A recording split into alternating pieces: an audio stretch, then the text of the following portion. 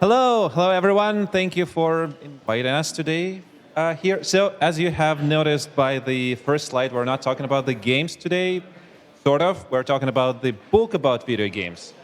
And to be more precise, a book about food in video games. And me and my co-author are here to talk about it a little bit. And talking about us, my name's Andrey, this is Jennifer, and Jennifer will start with introducing herself. Hi, thanks so much for listening to us for a few minutes while we chat. This evening we're really excited to talk about this project that we're working on. So we thought that we would briefly introduce ourselves since this is our first time getting to one of these events. So my name is Jen Shutek. I'm actually not a game developer. My background is in academia, so I have a PhD and an MPhil in food studies from New York University. So basically this means that you use various aspects of research to look at parts of food's history, culture, politics, etc. And so this is basically what I do in my professional life, is research and eat copious amounts of food as well. And we also wanted to share a little bit about just us and ourselves, so we thought we'd share our favorite game and favorite food. My favorite game at the moment is Never Alone, that I've played in the last little while, and I didn't like answering the question, my favorite food. This really depends on the day, so I think tonight my favorite food would be chocolate cake. If I could have it, that's what I would have. Yeah, my name's Andrey, Andrey Chegodaev. I have been working in the video games industry for 8-ish years, mostly as a project manager and producer. In my spare time, when I not work on games, I create video games. I'm an amateur game designer, and when I'm not creating or working on video games, I'm playing video games. So my favorites would be from Portal 2 to XCOM to Banner Saga to Firewatch to Warcraft 2, I don't know, you name it. So let it be apple pie for my favorite food. So the book we're talking about, it's a project about food in video games, and the reason why we decided to talk about this or write this book is because there's a big difference between how you present food across different media. So for example, if you watch a film or a TV show, cartoon, look at a picture, the food there is presented as something sensual, as something very emotional, which is not the case about video games. And in video games, it's mostly always a functional item. Like, for example, do you remember that in almost all of the RTS, food is really a resource? Like in Warcraft 3. There is no food in Warcraft 3, but for example, the unit cap is presented with a chicken leg. Or for example, in RDR 2 or in Skyrim, great open world games, the food is so much inferior to health potions or sleep, but still there is a lot of food in those games. But they work more of a prop to give some, immersion into this open world. So basically, the way that this project came into being is that Andrey and I were talking about food and video games, which we spend a lot of our time doing, and had this conversation about the way that food shows up in so many different types of media, like film, like literature, and we're wondering sort of why food exists the way that it does, in fact, in video games. And because of his background in video games and mine in food, we decided that this was something really interesting, in fact, to collaborate on. And so we have a lot of questions that we're trying to answer through a variety of methodologies. We're really interested in not only the ways that food is depicted in video games, so it's sort of aesthetic presence or the mechanical functions that it plays in video games, but what we're particularly interested in is the affective impact of food in video games. So this essentially means when you play a video game and you see food or you interact with food, how do you respond? How do you feel? What does it do to you as a player? And from the production and development end of things, why is it that designers and artists use food in their video game design? Why do they pick the foods that they pick to represent? And then how do they make the decisions that they make to depict them in certain ways? And so our methodology is sort of various, but we are doing a combination of sort of media analysis through looking at video games ourselves, kind of comprehensive academic research. But the most interesting part of our work for us is actually that we're relying on really extensive ethnographic interviewing. And for us, this is the most interesting and fun part because we get to actually engage with the game community and get to talk with other gamers, which is the most fun part for us. and for other people. And we hope that maybe we'll get to talk with some of you this evening or later on. And so about our interviews, we wanted to share with you kind of what the interview process looks like in case some of you are hoping to get in touch with us. So basically, they're a very flexible format. They can be video calls, they can be phone calls, they can be in person. We work completely around people's schedules.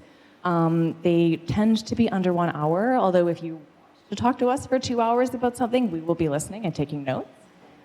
They can be completely anonymized, so when we're actually compiling and writing the book later on, we can refer to you by name or by alias or by a completely anonymized reference to the interview. Something for me as an academic that I think is important to share is that our research adheres to the 2022 Tri-Council Statement on Research Ethics.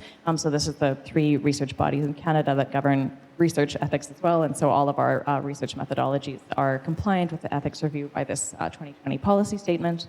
And then last, but I think least at all, or most importantly, is that it's an opportunity to talk about video games, which is I think everyone here is pretty excited about, for as long as you want, to a very appreciative audience who will be recording you and taking notes and sort of hanging on your every word. So these are some of the components of the interview process.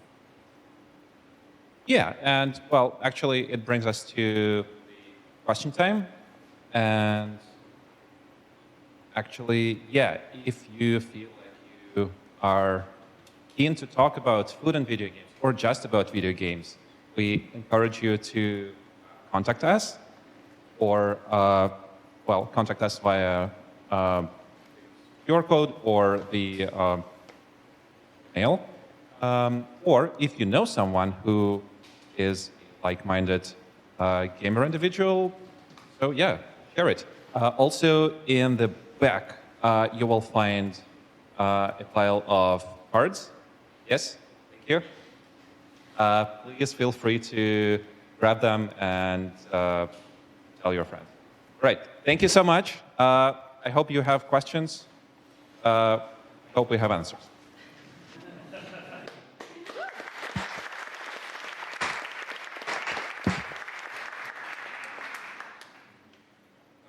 Yes, sir.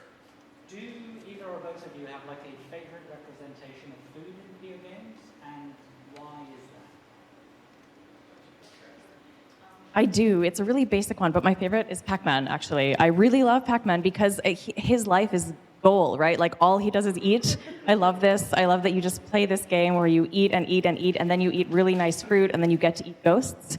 So it's sort of simplistic, but it's such a, I don't know, it's such a lovely kind of game. And yeah, this is something that for me really sits in my heart. Yeah, my favorite depiction would be Dead Cell. So it's a roguelite platformer, and once you defeat an enemy, you can, well, there is a food item that falls out of this enemy. And in the properties of this game, you can choose the depiction of this food. So by default, I think it's something like a chicken stew or something, but you can choose a vegetarian option or some other option. Why would you do that? And then I became vegetarian, and then I realized why. Because you don't want to eat animals, even in the game. As I was listening to your presentation, you were talking about trying to basically adapt food into video games. One of the properties that I thought was really interesting that I've bumped into in video games, but not in any other media, is how food spoils. Games like Don't Starve have an entire mechanic around this. And I've never really seen that be more than like a plot point in maybe film, and even then it's rare. And I'm wondering if there's any other elements of food that you guys have discovered are very important or turn into a statistic in video games that isn't in other media. Well, yes. So, no, we haven't, but I, as a gamer, can give you a clue. Like, for example, in other media, your experience as a watcher or a reader doesn't depend on food, but in video games, it's tied to food if you are actively interacting with this game. Because it's video games. Yes, please, first of all, Hi. I want to know that in your interviews or in your research so far, have you found any interesting thing that you say, oh, I didn't expect this type of like correlation or like information, or even like a funny thing that you're like, oh, this is weird. And it's weird. Yeah, like I think lots of what we've done has been unexpected so far. So I mean, for me, one of the most surprising respondents that we got so far was actually not a gamer, but a father of young gamers who wanted to talk to us basically about how his daughters interact with video games, and so this was something that we completely didn't anticipate. And then, So another story was from one of our interviewees, and the story went like, so me and my guys, we hijacked this boat and we went to the far side of this map, and so we just hanged out there talking about how we pretend that we're fishing with weapons in our hands because we were playing Battlefield 2. So for him, the food part of the game, basically that never existed in this game, but he imagined it. So it was a part of his immersion on the interaction and socialization part. And you basically don't need to have any food mechanics in the game to imagine something in the game. So that was fun. That was interesting. Yes, you were still there. For example, how do you feel about like how games like cooking sims or cooking simulators, for example, like Overcooked portray food, and yeah, like, how do you feel about that? Personally, please. Sure. Okay, so in just a disclaimer. So in this book, I don't think we're going to indicate how we feel about a particular genre or so. That is outside of the project. I like this. I do think that for us, there's something sort of different, right? Because one of the other questions that we have is if there's sort of an evolution over time about how food is actually showing up in video games. And so I think that there is sort of this shift in the actual preparation of it. And for us, to an extent, I think that games like this where you're actually doing cooking simulation, which is sort of a laborious process, right? Like cooking is often something that people try to do less of in a sort of day-to-day perspective. It's not something that we're like, great, I've just worked a really long day. What I hope to do is like spend ages like shopping, prepping, and then cleaning up after. So it's quite an interesting sort of shift into another type of simulation, which is also sort of simulating labor, like the washing simulator as well. So sort of these games that are in a genre that are also kind of doing simulation of day-to-day labor. And so I think for us, we're very curious about like the motivations for playing these games that allow for these types of simulation. And again, going back to sort of an earlier question around if there's anything surprising, one of the surprising things in this interview that we did with a father was that they basically used the cooking simulator for their children because they didn't want their children in the kitchen cooking because it would be too messy for them to clean up. So they thought, great, the cooking simulator lets our kids like throw things everywhere, but we don't have to tidy a kitchen. So.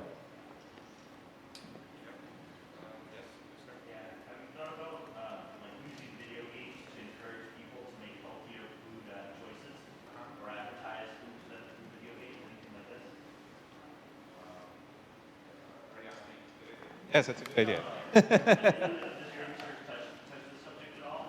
Absolutely, yes. So if you'd like to discuss with us as an interview, welcome. No, for real. In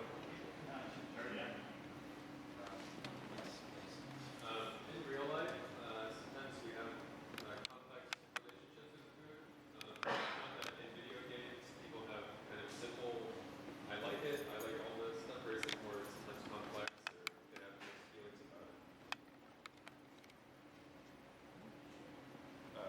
Yes. So what's the question?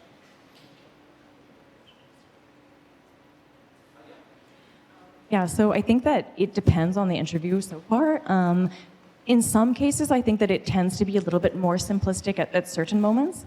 And I'm not entirely sure why. I mean, it's possible that there are sort of so many sensorial components that are not as present in the game. And so it's more like you're looking at it and the textures and the tastes and things aren't as present. But I think that for some people, there is a more complicated component. Like we interviewed someone who is a vegetarian and like that he has a huge, sort of bearing on how he plays video games. And so I think that there are elements that are kind of complex with like emotion and ethical systems as well that come into play with their video games too. Have you found any notable cultural differences between like Japanese games or Western games and how they approach food? Yes, I think so.